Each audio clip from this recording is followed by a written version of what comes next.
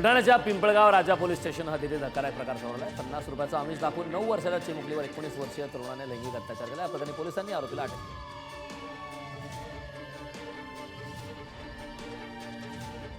वसई विरार महापालिका अधिकाऱ्याकडे 32 कोटी रुपयांचं घबाड सापडलं. यावेळी नालासोपारातील अनधिकृत 41 इमारतींच्या घोटाळा प्रकरणी ईडीकडून ही कारवाई करण्यात आली. तर अधिकाऱ्याच्या घरातून 8 कोटींची कॅश, 23 कोटींचं सोनं ईडीनं जप्त केलं. गडचिरोलीच्या मौजा कुडकेली जंगल परिसरात पोलिसांनी बनावट देशी दारू तयार करण्याचा कारखाना उद्ध्वस्त केला. यावेळी 2 दिवसांपूर्वी नव्याने सुरू झालेल्या बनावट देशी दारू कारखान्यातील 39.31 लाखांचा मुद्देमाल जप्त करण्यात आला.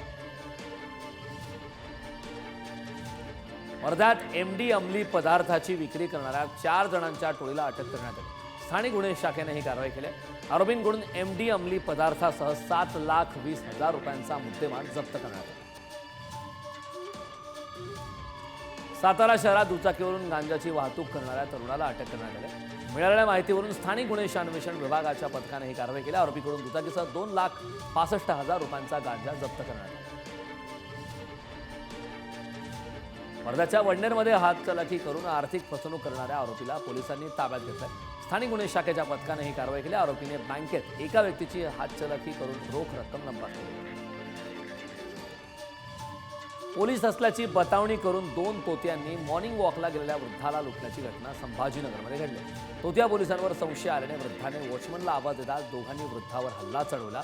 मारहाण करून तब्बल 12 तोळ्याची चेन, ब्रासलेट हिसकावून पसार केली.